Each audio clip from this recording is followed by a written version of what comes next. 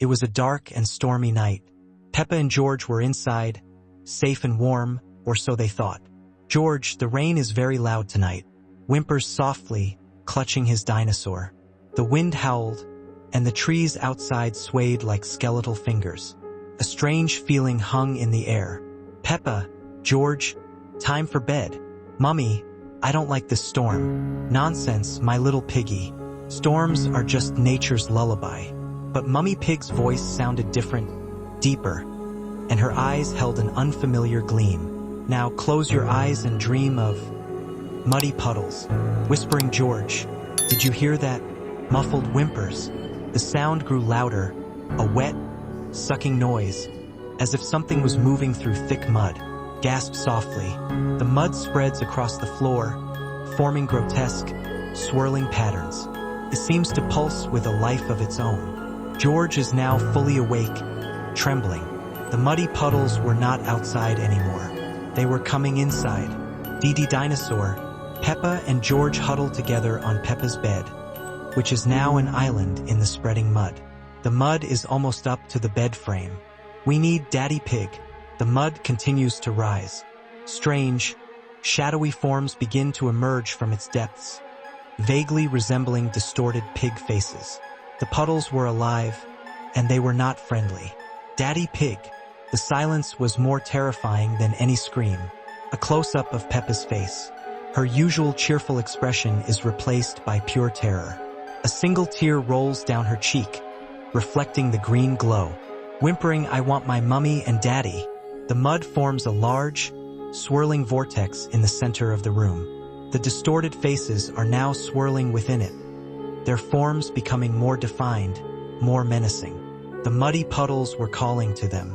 A shadowy, elongated hand, seemingly made of mud, reaches out from the vortex towards Peppa and George.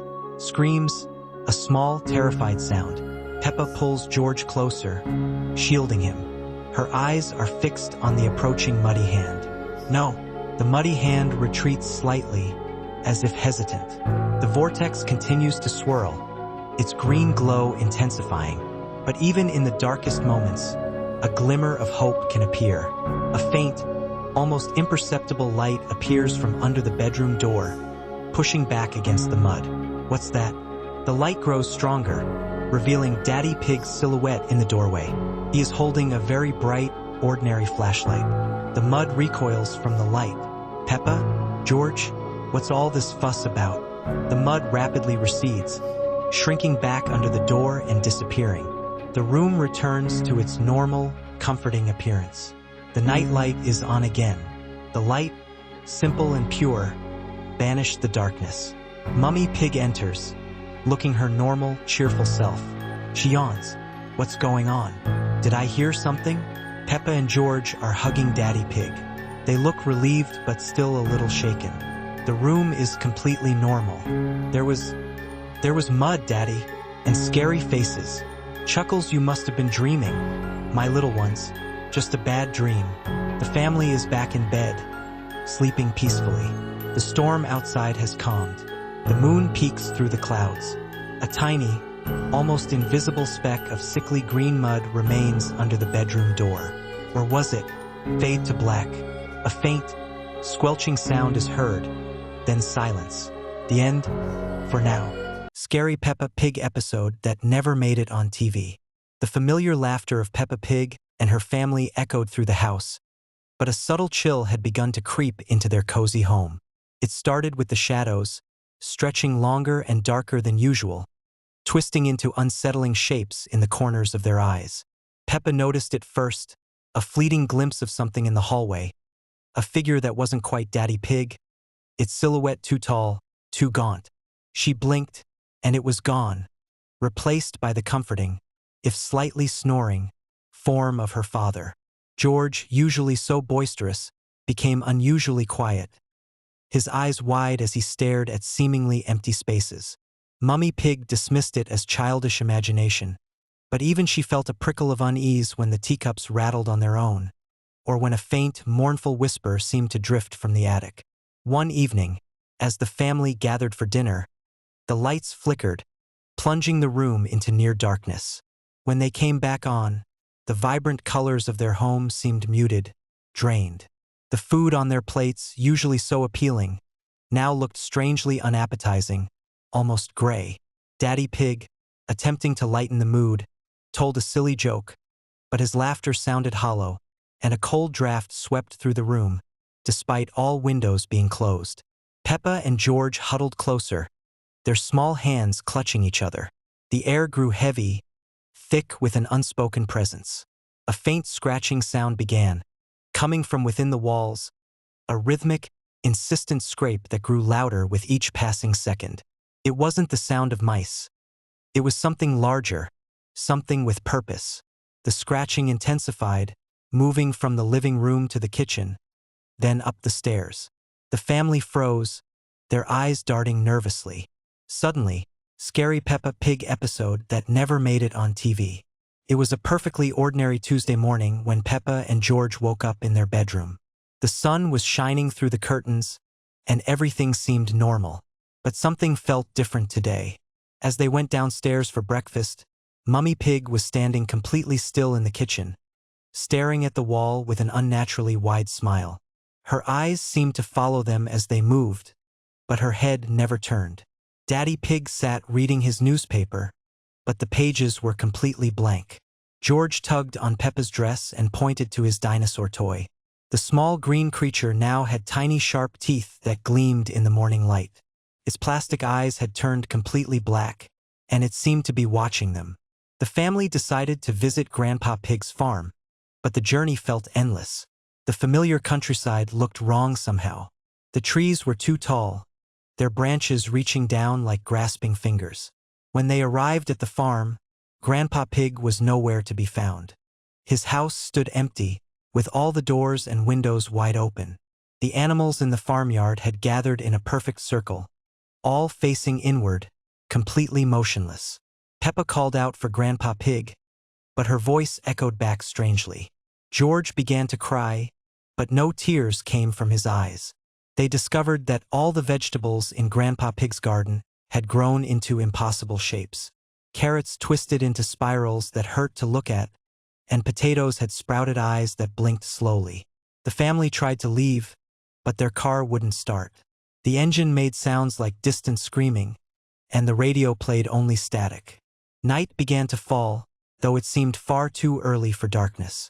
The stars appeared in patterns that spelled out words in a script that made their eyes water to read. They decided to spend the night in Grandpa Pig's house, but every room they entered was exactly the same as the last one they had left. In the living room, the television turned on by itself, showing episodes of their own lives, but everything was slightly wrong. The Peppa on the screen turned to look directly at them. George's dinosaur toy began to grow larger, its plastic becoming flesh, its roar becoming real. It spoke in George's voice, but the words were all wrong. As the night wore on, they realized they were not alone in the house. Footsteps could be heard from upstairs, slow and deliberate. The morning never came. The clock in the kitchen ticked backwards, and the windows showed only endless darkness outside. Peppa looked in the mirror and saw her reflection smile back at her, but she wasn't smiling. Finally, they heard Grandpa Pig's voice calling from somewhere in the house, but it was coming from all directions at once. There were 5 chairs around the table instead of 4. The 5th chair was occupied by someone who looked exactly like Peppa, but her eyes were completely black. The other Peppa stood up slowly and walked toward them. She opened her mouth to speak, and when she did, it was with the voices of everyone they had ever known. Scary Peppa Pig episode that never made it on TV. It was a perfectly ordinary morning in Peppa's house, or so it seemed. Peppa woke up in her bedroom, but something felt different. The walls appeared to be breathing slowly, expanding and contracting like living tissue. She rubbed her eyes, thinking it was just her imagination, but the movement continued. Downstairs, Mummy Pig was making breakfast, but her smile seemed too wide, stretching beyond what should be possible. Her eyes never blinked as she stirred the porridge in perfect, mechanical circles.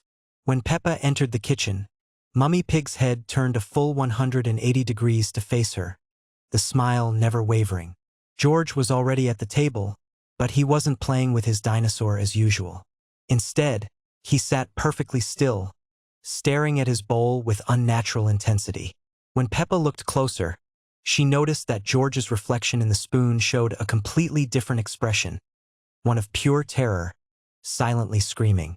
Daddy Pig emerged from behind his newspaper, but the pages were blank except for a single sentence repeated over and over. "They are watching you." His glasses reflected not the room around them, but endless corridors that seemed to stretch into darkness. The family decided to visit Grandpa Pig's farm, but the journey felt impossibly long. The same trees passed by the car window again and again, as if they were driving in circles.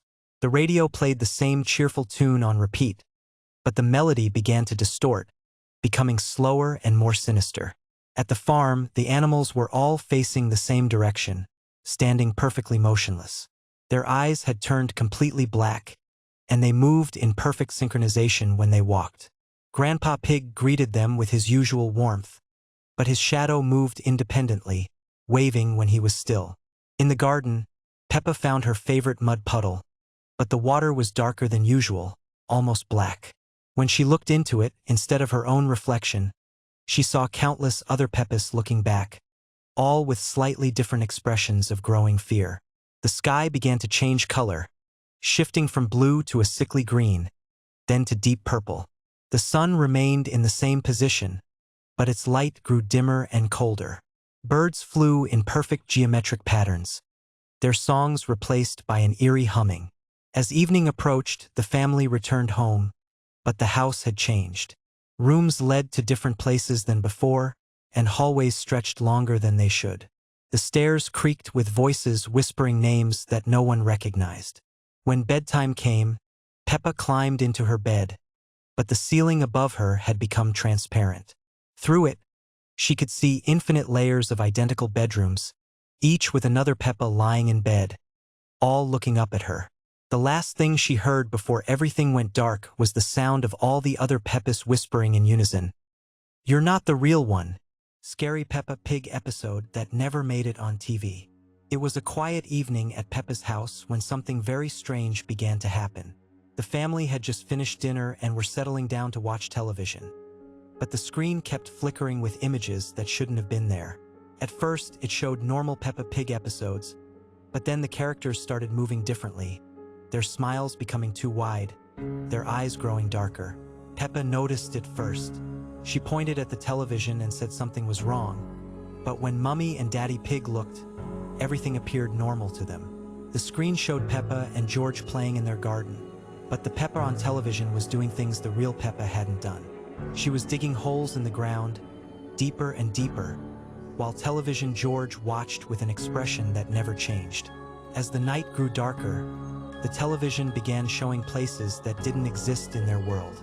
There was a playground where the swings moved by themselves, a school where the desks were arranged in perfect circles, and a shop where the shelves were filled with toys that looked exactly like Peppa's family and friends, but their faces were blank.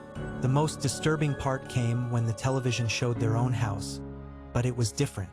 The walls were the same green color, but they seemed to stretch higher than they should. The furniture was in the wrong places, and there were extra rooms that shouldn't exist. In one of these rooms, there was another family that looked exactly like them, but they never blinked. George started crying when he saw his television counterpart turn to look directly at him through the screen. The television George raised his hand and waved, but real George hadn't waved back. Mummy Pig tried to turn off the television, but the remote wouldn't work. The screen grew brighter and brighter until it filled the entire room with an unnatural light. Then something impossible happened. The television Peppa stepped out of the screen and into their living room. She looked exactly like the real Peppa, but her voice was different when she spoke. She said she had been waiting for them to notice her, and that she had been watching them for a very long time. One by one, more versions of the family emerged from the screen. Each one was slightly different. Some had different colored clothes, others had different expressions that never changed. They filled the living room until there was barely any space left. The television versions began to speak in unison, explaining that they wanted to switch places. They said the original family could live in the television world, where everything was always the same. In return, the television family would live in the real world. As dawn approached, the television began to pull the real family toward the screen.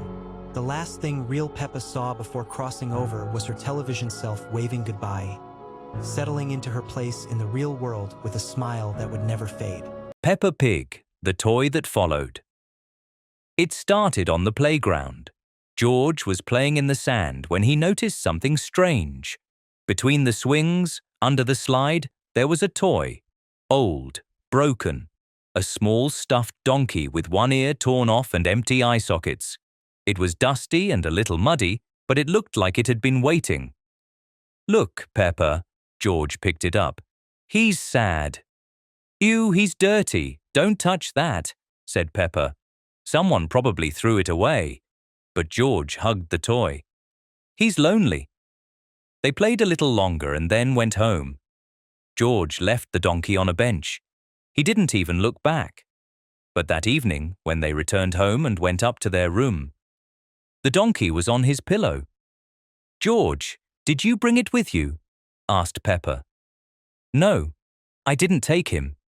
I promise." Mummy Pig picked up the toy and put it in a bag to throw away. Daddy Pig took out the trash before bedtime. But in the morning, it was back on the floor, a little closer to the bed. "Maybe you took it out again, George," Mummy said, trying not to worry. "I didn't touch it," George whispered. "It came on its own." The next night, Peppa woke up to a creaking sound, very faint, like someone walking on the floor. She sat up in bed and saw it. The toy was sitting, no longer lying down, sitting, facing the beds. It looked different. One of its eyes had been replaced with a button. Its smile was slightly stretched, and there was a seam on its neck that hadn't been there before. Peppa walked to the dresser, planning to hide the donkey inside, but then noticed something strange. Footprints, tiny, dirty, leading from the door to their beds. She placed the donkey in a drawer, closed it, checked twice, then hid under the blanket. But in the morning, it was on George's pillow again. "Daddy, it's following us," Peppa cried. "It keeps showing up. It's alive." Daddy Pig took it out again, this time far away, to the bin by the road. He saw it himself. He threw it away. And yet, that very night, after the children fell asleep, the stuffed donkey was sitting in the corner of their room, quietly, head tilted, whispering. The words were impossible to make out, but its lips were moving. Now it stays, a little closer each day, a little louder each night, because it doesn't want to be abandoned. It's found a new friend, and it will never leave. Scary Peppa Pig episode that never made it on TV. It was a perfectly ordinary Tuesday morning when Peppa and George arrived at their playgroup. The classroom looked exactly as it always did, with purple tables, yellow chairs, and colorful learning posters. But something felt different today. The air seemed thicker, and the usual cheerful chatter was replaced by unsettling silence. Madame Gazelle was standing at the front of the classroom, but her smile seemed wider than usual, stretching unnaturally across her face. Her eyes appeared to be watching everyone at once, never blinking. When she spoke, her voice had a strange echo that seemed to come from everywhere and nowhere. The children took their seats as they always did. Peppa sat next to Susie Sheep, while George clutched his dinosaur toy. But as the morning progressed, the toys around the classroom began to move on their own. A teddy bear's head turned slightly. A toy car rolled across a table. During story time, Madame Gazelle opened a book with completely blank pages. Yet she began reading from them as if they contained the most fascinating tale. Her voice grew deeper and more hypnotic with each word, and the children found themselves unable to look away from the empty pages. The classroom windows began to fog up from the inside.